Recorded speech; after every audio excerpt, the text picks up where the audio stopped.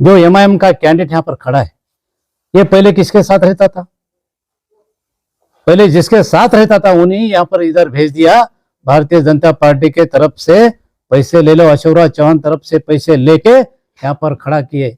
मैं सब मुस्लिम भाइयों को ये नम्र विनती करना चाहता हूँ, देखिए एमआईएम को एक वोट गया तो भारतीय जनता पार्टी का एक वोट बढ़ जाता, याद रखो।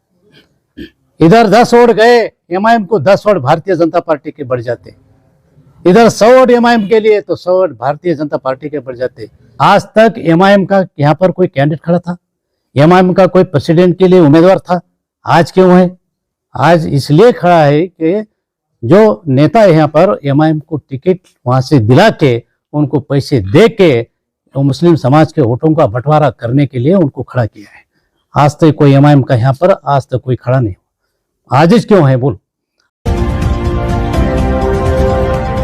नांदेड़ जिले में नगर पालिका और नगर पंचायत इंतखाबात की तशरीह मुहिम इन दिनों उरूज पर है। भोकर तालुके में नगर पालिका और नगर पंचायत चुनाव में राष्ट्रवादी कांग्रेस पार्टी अजीत पवार गठ तमाम सीटों पर यानी 21 नगर सेवक और एक नगर अध्यक्ष के तौर पर चुनाव में खड़े हैं। आज भोकर में राष्ट्रवादी कांग्रेस पार्टी अजीत पवार गठ के नगर अध्यक्ष नागनाथ घिसेवाड़ नगर सेवक मकसूद गोंदवाले की जानिब से भोकर में एक प्रेस कॉन्फ्रेंस का एहतमाम किया गया। इस मौके पर राष्ट्रवादी कांग्रेस पार्टी अजीत पवार गठ के ख्वाहिशमंद नगर अध्यक्ष उम्मीदवार नागनाथ घिसेवाड़, नगर सेवक मकसूद गोंदवाले, नगर सेवक शेख मुजीब बागवान, नगर सेवक केशव मुद्देवाड़, नगर सेवक काशिफ पटेल के अलावा राष्ट्रवादी कांग्रेस पार्टी अजीत पवार गठ के दिगर कई जिम्मेदारान मौजूद थे।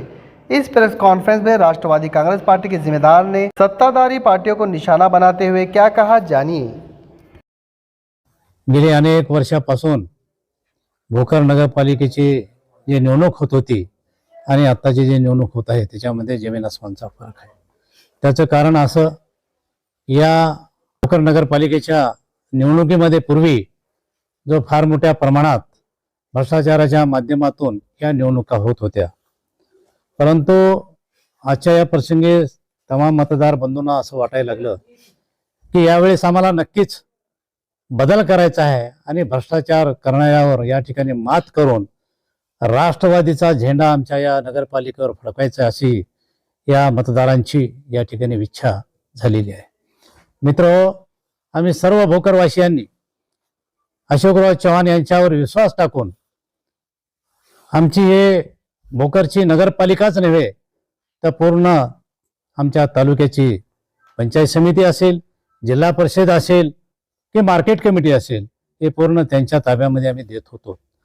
परंतु ज्यावेळेस यांना ह्या संस्था त्यांच्या ताब्यात दिल्यानंतर, उदाहरणार्थ नगरपालिका असेल, गेली 15 वर्षापासून ज्या पद्धतीनं नगरपालिकेचा कारभार अशोकराव चव्हाणचे चेले चपाटे या ठिकाणी करत होते, परंतु आम्ही जनतेला सांगत होतो ह्या अशोकराव चव्हाणची जी लोक आहेत, या ठिकाणचा कारभार, या ठिकाणचे नगरपालिकेचा प्रशासन व्यवस्थित चालवत नाहीत। या ठिकाणी भ्रष्टाचार हा मोठ्या प्रमाणात चालतो आहे। आणि विशेषतः तुम्हाला या ठिकाणी सांगू इच्छितो, आमच्या या नगरपालिकेचे मध्ये सर्वसामान्यांचे जे कामं असतात, काय कामं असतात, त्या ठिकाणी घरकुलाची योजना या ठिकाणी आल्यानंतर घरकुल गरिबांना दिलं पाहिजे। या ठिकाणी बांधकामाचा परवानगा व्यवस्थित जे काही फीस असेल ते घेऊन तात्काळ दिला पाहिजे। 143 नमुन्याचं पत्र तात्काळ या ठिकाणी दिलं पाहिजे, परंतु कुठलंही काम पैशाशिवाय या नगरपालिकेमध्ये होत नाही। गरिबाचं रहिवासी प्रमाणपत्र पाहिजे असतील तर त्याला पैसे, बांधकाम परवानगा पाहिजे असेल तर त्याला लाखो रुपये मोजावे लागतात। या ठिकाणी 143 पाहिजे असेल त्यालाही लाखांना पैसे मोजावे लागतात। नमुना नंबरचा अनेक काही विशेष उतारा पाहिजे असेल तरी याला ठिकाणी पैसे मोजावे लागतात। घरकुलासाठी 10,000 रुपये दिल्याशिवाय गरिबांना घरकुल या ठिकाणी मिळत नाही।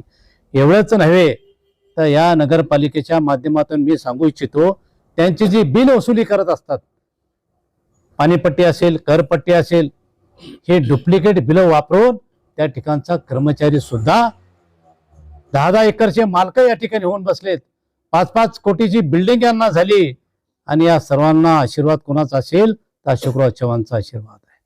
अशोकराव चव्हाणच्या माध्यमातून या ठिकाणी त्यांचे चेले चपाटे आमऱ्या डमऱ्या जे आहेत त्यांनी या ठिकाणी सांगतात की तुम्ही अर्धे आम्हाला आणून द्या, अर्धे तुम्ही घ्या. म्हणून भोकरच्या तमाम जनतेला माझी नम्र व कळकळीची विनंती आहे.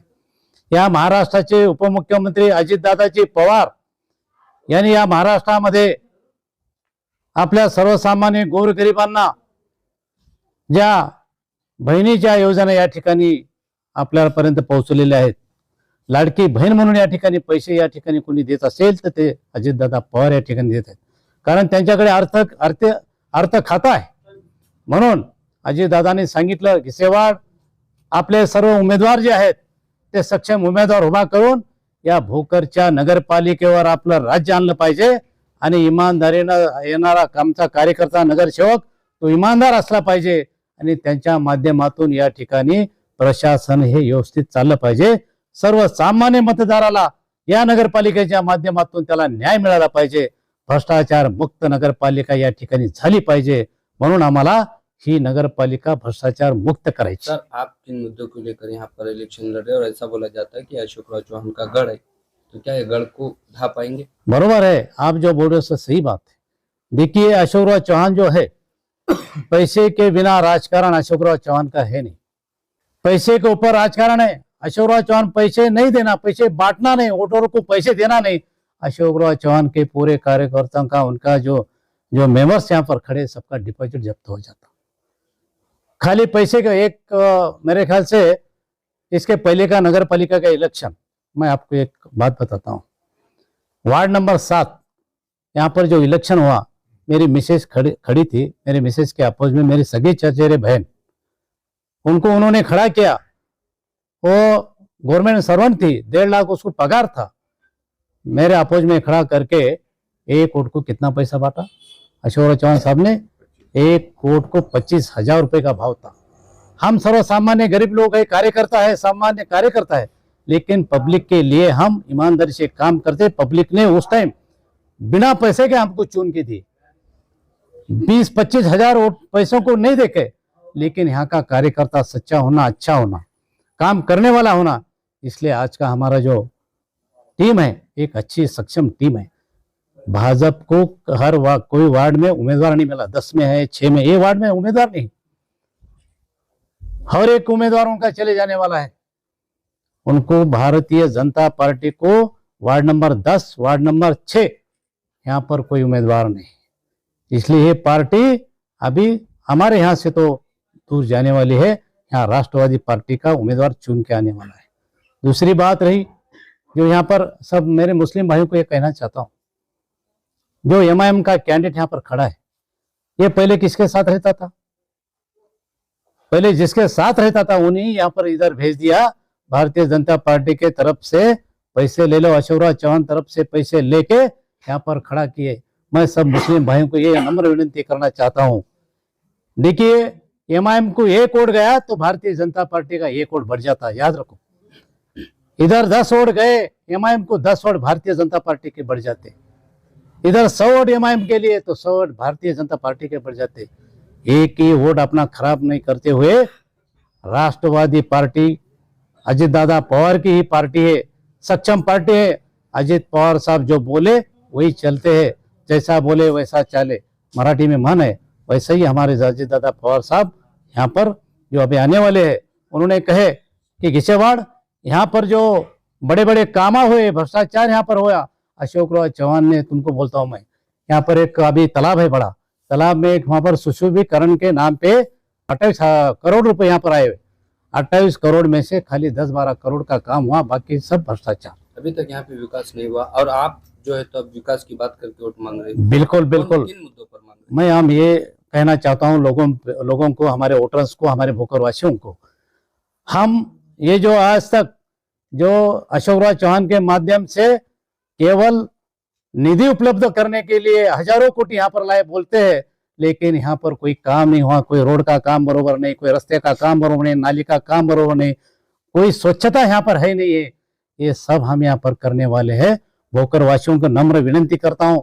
इसके पहले हमको, आप भोकर की एक ग्राम पंचायत थी, उस टाइम आप हमारे को 14 लोग हमारे चुन के दिए और एक अच्छा कारोबार यहाँ पर किए. उन लोगों को मालूम है और इसलिए लोग बोल रहे हैं गिसवाड़ साहब आपको और आपके टीम को, अजीत दादा पवार के पूरे उम्मीदवारों को, जैसा कि हमारे नांदेड़ जिले के हमारे जो नेता है, जो कंधार लोहा के जो आमदार है चिखलीकर साहब, उनके नेतृत्व में है नांदेड़ जिले में हम काम कर रहे। उनका एक सक्षम नेतृत्व यहाँ पर है नांदेड़ डिस्ट्रिक्ट को, और महाराष्ट्र को अजीत दादा पवार का है। और सभी को मैं ये कहना चाहता हूँ कि भोकर का विकास चाहिए, गरीबों को यहाँ पर न्याय चाहिए।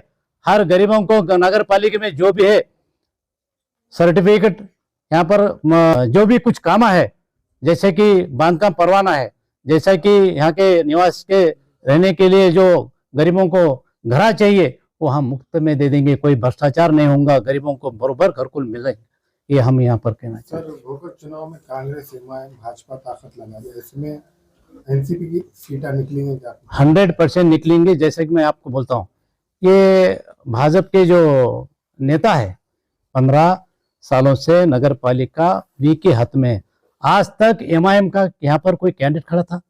एमआईएम का कोई प्रेसिडेंट के लिए उम्मीदवार था? आज क्यों है? आज इसलिए खड़ा है कि जो नेता है यहाँ पर एमआईएम को टिकट वहां से दिला के, उनको पैसे दे के मुस्लिम समाज के वोटों का बंटवारा करने के लिए उनको खड़ा किया है। आज तक कोई एमआईएम का यहाँ पर आज तक कोई खड़ा नहीं हुआ। आज क्यों है बोल? और वो भी जो खड़ा है, जो कांग्रेस का तुम नाम निकाले, कांग्रेस का जो यहाँ का जो प्रेसिडेंट है, तालुका अध्यक्ष है, उसी का वो आदमी है। वो दोनों के मिली भगत है। कांग्रेस बीजेपी की है, यहाँ कांग्रेस कोई दूसरी है नहीं। कांग्रेस को जो यहाँ के जो तालुका अध्यक्ष है, उन्हीं का वो एमआईएम का वो आदमी है। वो दोनों एक साथ रहते थे। कितने सीट? राष्ट्रवादी पार्टी से उम्मीदवार है चुनाव में, क्या अस्सलाम वालेकुम, आदाब, नमस्ते। मैं वार्ड क्रमांक 6 से उम्मीदवार, बल्कि मेरी वाइफ है शबाना बेगम शेख मकसूद। अभी हम जो चुनाव लड़ रहे हैं राष्ट्रवादी का 2025, आने वाले 2 तारीख में वोटिंग होने वाली है। हम इस मुद्दे पर इलेक्शन लड़ रहे हैं। 15 साल से यहाँ पर कांग्रेस का बोलबाला था और ये जनता की मेहरबानी थी, और जनता ने एक नेता पे विश्वास किया था।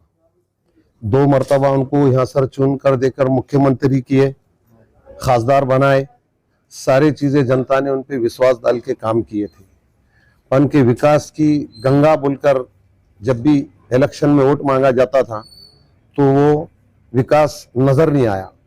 उसके बाद है कि नहीं, आज जो 10 साल कोरोना के बाद से जो इलेक्शन के तारीख आज निकल गई और इलेक्शन चालू होगा, तो हम वो विकास की बात करेंगे, जो कि रोड है, नाली है, पानी की समस्या है, लाइट है, क्या सारे चीज़ों का हम ध्यान देंगे। और उर्दू के लिए आंगनवाड़ी की डिमांड तकरीबन 15 साल से, और उर्दू का एजुकेशन जो स्कूल के बारे में है, बल्दिया की तरफ से उर्दू स्कूल चाहिए, क्योंकि महाराष्ट्र के अंदर बहुत सारे जगह उर्दू स्कूल बल्दिया की तरफ से, ये भी हमारे लोगों की 15 साल से डिमांड थी। तो इंशाअल्लाह हम ये सारे चीज़ों को पाठ पुरावा करेंगे। जनता की 24 तास हम खिदमत करते रहेंगे। कांग्रेस से आपके करीबी रवाबित थे, आपने राष्ट्रवादी का ही क्यों दामन थामा, क्या वजह? कांग्रेस के हम भी नगर सेवक बोलकर चुनकर आए थे। हमने भी जनता के साथ ही विश्वास करे थे, और हम जो कुछ भी उम्मीदवार जब भी आता है तो जनता की मेहरबानी से आता है। क्या ये कोई वोट हाथ से मार लेने का नहीं होता है। जनता जब भी देती, विश्वास और भरोसा कर कर देती। तो हमने आज होगा कल होगा, ऐसा है कि हम भी 15 साल है कि वो नेता के साथ रहे, तो हमको उस नेता का कुछ अंदाज और हमको कुछ नजर नहीं आया। तो हमने ये सोचा कि भाई बाद में नेता ने बीजेपी ज्वाइन कर लिए, उन पे उनका क्या संकट आया, उनका सारी चीजें, पर भोकर मतदार संघ की जनता को तो हवा में छोड़ के चले गए थे, तो उसका हमको कोई रास्ता नहीं दिखा। उसके बाद कांग्रेस जो थी यहाँ पर, बाद में इलेक्शन चालू हुए, फिर बाद में कांग्रेस के वसंतराव चौहान खासदार बोल के उनके पिताजी को दिए, पिताजी के बाद पोर्ट उनको दिए, नरेंद्र चौहान को दिए। तो उसके बाद देने के बाद हमको 6 महीने भी नहीं हुए चुनकर आने के बाद, तो हमको लगी कि नांदेड़ जिले की कांग्रेस डमनी उसके ऊपर है कि नहीं, क्योंकि कार्यकर्ता नहीं बढ़ने दे रहे ना। चाहे मुदखेड़ में जाओ, चाहे भोकर में जाओ, और अभी की तुम्हारे पास अभी रिपोर्ट है कांग्रेस की नांदेड़ जिले की कि भाई लोहे के नगर अध्यक्ष ने फॉर्म भरा और वो महागारे लेके गायब होगा। बोलने का मतलब है कि भाई नांदेड़ जिले की जो कांग्रेस है ये बीजेपी से जॉइंट है। तो आपको लगता है कि जो एमपी जो जेर निगरानी करे कांग्रेस की, कहीं ना कहीं वो कम पड़े, ऐसा लग रहा है क्या आपको? कम नहीं, एमपी की तो सूरत ही नजर नहीं आई। नांदेड़ जिले में समीकरण जब भी इलेक्शन जब डिक्लेयर होते हैं या डिक्लेयर होना है बोल के बोले तो 6 महीने से 4 महीने से 3 महीने 2 महीने तो पहले आना चाहिए। इन्हों जब इलेक्शन डिक्लेयर हो जाने के बाद अगले हफ्ते में आके प्रोग्राम ले लिए। अब ऐसे ऐसे लोगों को दिए उन्होंने, डब्बे वाला, भंगार वाला, जिसको राजकारण का वो बेचारों को नॉलेज नहीं है। भाई लोगों को मेरे, उनको कोई नॉलेज नहीं है राजकारण का, उनकी खुद की उनको ये नहीं है। पर अच्छे लोगों की आजी माजी नगर सेवक, ग्राम पंचायत सदस्य कांग्रेस के अंदर कोई भी नहीं है। आप मेरे हिसाब से ही कि नहीं भोकर शहर में 2-3 दिन से सर्वे कर रहे होंगे, तो सर्वे में आप मुझे बताइए कांग्रेस के क्या है। ठीक है, ये होगा कांग्रेस के तालुका अध्यक्ष ने 4 टिकट तो अपने घर को ले लिए। अब छोटा मोटा कुछ तो भी शहर अध्यक्ष है, उसने भी घर को उसके 4 टिकट ले लिए। तो बोलने का मतलब अच्छे इंसान की, अच्छे कार्यकर्ता की, चाहे दलित रहो, चाहे मुस्लिम रहो, चाहे हिंदू रहो, वहां पर वो कांग्रेस के अंदर बढ़ने नहीं दिए। अभी का अभी कल मुदखेड़ के अंदर ऐसी चला तो वहां के तालुका अध्यक्ष ने भी और पूरी बॉडी ने राजीनामा दे दी। पूरी पेपरबाजी पूरे चैनलों पे आप लोग देख रहे हैं। तो ये सारे चीजें समझ में आ रही। अभी का आप लोग सब नांदेड़ में रहने वाले, नांदेड़ का भी समीकरण हुई है। नांदेड़ के भी शहर अध्यक्ष कहां पढ़ने दे रहे, कहां है? पूरे माजी आजी नगर सेवक, कोई है एमआईएम में चलेगा तो कोई आघाड़ी में चलेगा तो कोई अपक्ष में चलेगा। तो ये सारी चीजें एकदम खोदे पार निकला चूहा। तो इसलिए इसने हालात बहुत खराब करके रखी कांग्रेस के। जिले में कांग्रेस का सफाया हो जाएगा, ये बात सफाया हो गया, होने का क्या है? सर यहाँ पे राष्ट्रवादी का उतना वर्चस्व नहीं था, लेकिन ये 15 दिन में जो है तो एकदम से लोग राष्ट्रवादी से जुड़ रहे, इसकी क्या वजह है? हाँ, इसकी ये वजह है कि ये 15 साल से जो भोकर की जनता इतना बड़ा विश्वास की थी, तो आज महाराष्ट्र के अंदर मंत्रालय के अंदर भी वो फीस नहीं होगी। बहुत सारे लोग मंत्रालय के अंदर जाते हैं तो मंत्रालय के अंदर एक आता पेपर लेने की फीस नहीं होगी, पर 43 बोलते 8 नंबर जो कि अपनी प्रॉपर्टी का रहता, चाहे 1200 स्क्वायर फीट हो, 1400 स्क्वायर फीट है। अगर वो पेपर आपको लेना है 1 लाख, 1.5 लाख, 2 लाख, ये अभी जो नगर अध्यक्ष ठहरे ना, ये सबसे बड़े बुरे करते।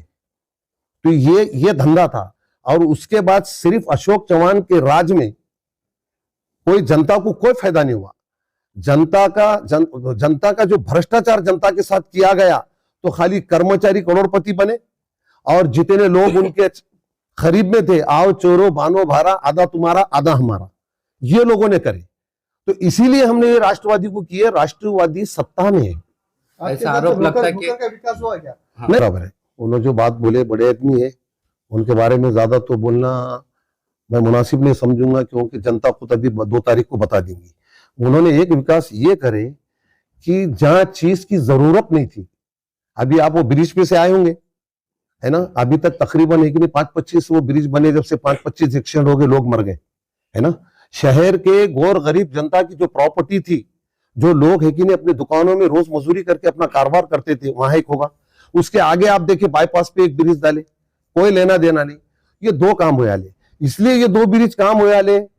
उनके परसेंट जो उसमें जितना इनकम रहता बाकी की चीजों में रहता। विकास, बाकी का विकास शहर के अंदर जो जनता को विकास लगता, नल, लाइट, पानी, क्या ये कोई विकास नहीं हुआ, खाली भकास। सिर्फ सबसे ज्यादा अगर तकलीफ हुई होंगी, आप पूरे शहर के अंदर 2 तारीख तक, 2 तारीख के पहले तक आप है कि नहीं सर्वे करो। जनता का सबसे बड़ा एक काम हुआ है, जनता के खेती 1 एकड़ लगाना है तो 25 लाख रुपए। अगर आपको 43 चाहिए तो लाख से 2 लाख रुपए। आपको बांधकाम परवानगी चाहिए, आपकी 1200 स्क्वायर फीट की है तो 4 से 3, 4, 5 लाख रुपए। तो इस पे हमारे नेता ने, जनता के नेता ने, अशोक चौहान ने, जब तक हमारे नेता थे, जब तक उनको जनता ने बार बार कंप्लेंट। पहली बात तो उनको आम जनता मिल ही नहीं सकती साहब, क्या घर से लेके बाहर तक उनके शहरी रहते, क्या काम को आ रहे तो उन्होंने बोल देते। उनके आदमियां बोलते कि ये क्या तकरार लेके आने वाला है, बोले तो वो मिलना तो मुनासिब नहीं समझते। हार लेके जाओ, हार सूख जाता। सर अभी तक आप नगर से, और अगर आपकी सत्ता आती है तो सबसे पहले विकास करो, क्या काम करेंगे? करें? हम जनता के लिए सबसे पहली बात तो आपने ये पूछा है कि किस मुद्दे पे और आपके कितने सीट आएंगे। हमारा बहुमत आना चाहिए नगर अध्यक्ष के साथ, ये हमको उम्मीद है। और आज का समीकरण जो भोकर शहर का बदल चुका है, चाहे दलित रहो, चाहे हिंदू रहो, चाहे मुस्लिम हो। सबसे बड़ी बात, हमारे भोकर शहर के अंदर कास्टिज्म पे वोटिंग कभी भी नहीं होती आज तक। वगैरह भी है ना? नहीं, बोलने का मतलब कि भाई जो चीज अगर होती है तो उसका नाम लिया जाएगा, जो चीज नहीं होती है तो मैं तो उनके बारे में ज्यादा बोल नहीं पाऊंगा, क्योंकि अभी तो टक्कर सिर्फ राष्ट्रवादी और बीजेपी की है। अभी हमारे नगर अध्यक्ष के लिए जो खड़े हैं नागनाथ राव जी घिसेवाड़ी, सभापति भी रहे मार्केट के, सारी चीजें रहे। अभी इन्होंने बताए कि भाई बिना पैसे के अशोक चौहान अगर निंगन में उतर जाते हैं तो पूरा डिपॉजिट जब्त हो जाता है। आज की ये कंडीशन है। पन के आज की तारीख में अगर लाखों नहीं, वोट को कितना भी अगर पैसा देंगे तो समीकरण बदलने वाला है साहब। 2 तारीख को चित्र बदलने वाला है। क्यों? कि लोगों ने शादी, जब बेटी की शादी ठहराने से पहले नगर पालिका से इजाजत ली जाती है यहाँ पर कि हमारा फेर पार कब होता है, हम जबी है कि नहीं शादी निकालेंगे, उसका फ्लैट का सौदा होगा, जबी काम होगा। ये मैं कोई ये फेक नहीं कर रहा हूं, ये मैं कोई झूठी बात नहीं कर रहा हूं, क्योंकि मैं भी नगर सेवक रहा हूं। ये समीकरण चला। इससे पहले हमारे भोकर में डीपी प्लान का हुआ, 4 डीपी प्लान बने गए। 4 डीपी प्लान में पूरे जिले को मालूम था। सीओ एक चिंचाड़कर बोल के सीओ थे, 4 डीपी प्लान बनाए थे। ओरिजिनल है कि नहीं, 1 डीपी प्लान था, तीसरे डीपी प्लान झरक्स बनाकर रखकर गरीबों को लूटा गया कि आपकी जगह आरक्षण हो रही कब्रस्तान में, आपकी जगह शमशान भूमि में जा रही, आपकी जगह शादी खाने को जा रही। करोड़ों रुपए का हेरा फेरी हो। भाई किसके आदेश पे हुआ ये किसके आदेश पे हुआ? वही अपन जब आमदार खासदार बोल के चुनकर देते हैं तो कुछ तो भी इस पे ध्यान देना चाहिए। ये सारे चीजें हो गया। सर, आप बोले कि कांग्रेस के जो तालुका अध्यक्ष है उनका भाजपा नेताओं से मेल मिलाप है, और आप भी सरकार में है, भाजपा आपकी साथी पार्टी है, फिर आप आरोप लगा रहे हो।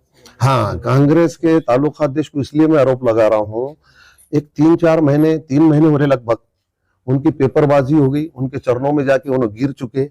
उनका एक डैम था यहाँ, डैम एक 25 साल से मच्छी डैम था, उन्होंने कोई भूई नहीं है, पर वो हक पूरा भूई समाज का होता है ना। तो उन्होंने एक सोसाइटी एक बना लिए थे। तो ये परसों एक लगभग 2 महीने पहले उसका इलेक्शन हो चुका। तो एक अशोक चौहान ने उनको एक कुछ नॉर्मल चुरका दे दिए। तो उनका एक स्कूल है यहाँ पर मार्केट कमेटी के 20 गुंठे की जमीन पर। तो उन्होंने क्या करे, झटपट उनके चरणों में जाके गिर के बोले माफी तलब करे। तो कांग्रेस के हम खासदार को बोले, कांग्रेस के प्रदेश अध्यक्ष को बोले, सब सारी चीजें भोकर के छोटे मोटे कार्यकर्ताओं ने सबने कंप्लेन करी कि तालुका अध्यक्ष बदलो, बॉडी बदलो। और बॉडी में तो लोग ही नहीं थे, बॉडी बदलने का कुछ भी नहीं है। हम बोले ये ओरिजिनल जो है तालुका अध्यक्ष, इसको बदलो। तो उन्होंने ये बात दे, तो उनका अग्रीमेंट हुआ कि बाबा तुम वहीं रह जाओ। पहले उनका 2 प्रोग्राम अटेंड किए उन्होंने वहां पर, अशोक चौहान के बीजेपी के 2 प्रोग्राम अटेंड करने के बाद, क्यों कि वहां पे तालुका अध्यक्ष सुभाष पाटिल बोल के जनता ने उनका नाम दी थी। अरे भाई इनो बढ़िएंगे तो फिर से कांग्रेस स्ट्रांग हो जाएंगी, जनता इनके पीछे चले जाएंगी।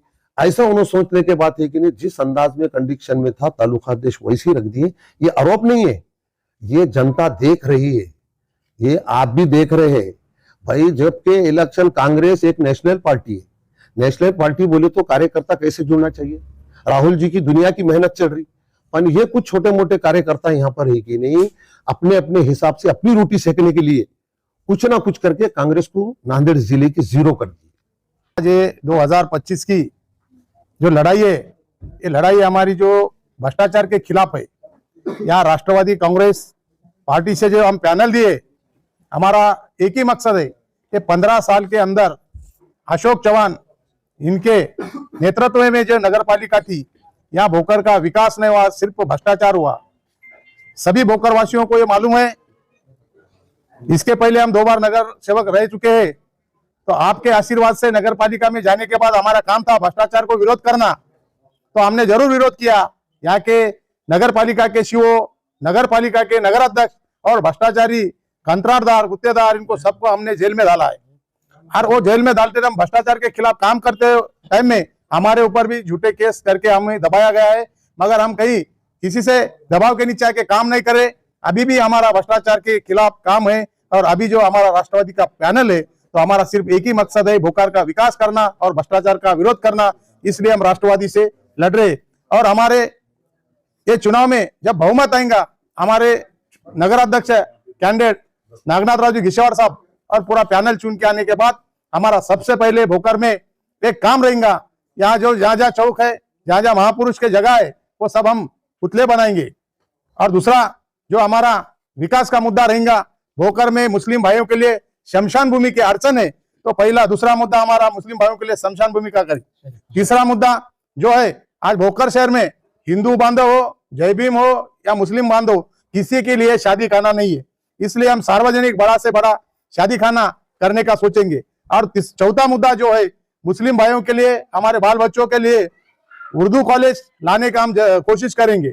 और हमारे मकसूद भाई गोंदवाले ने यहाँ जो उल्लेख किया है, तो उसी तरह हर वार्ड में हमने उर्दू आंगनवाड़ी लाने की कोशिश करेंगे। रास्ते, नालियां, ये सब जो विकास है, विकास करने के लिए राष्ट्रवादी पैनल यहाँ पे खड़ा है। आने वाले 2 तारीख को हमारे सभी भोकर वासियों को इतना विनंती करता हूं कि भ्रष्टाचार रोकने के लिए एक बार हमें आप राष्ट्रवादी घड़ी है निशानी पे वोट देके हमें आशीर्वाद दो और भ्रष्टाचार रोकने के लिए मदद करो। जय भीम, नमस्ते, सलाम अलैकुम।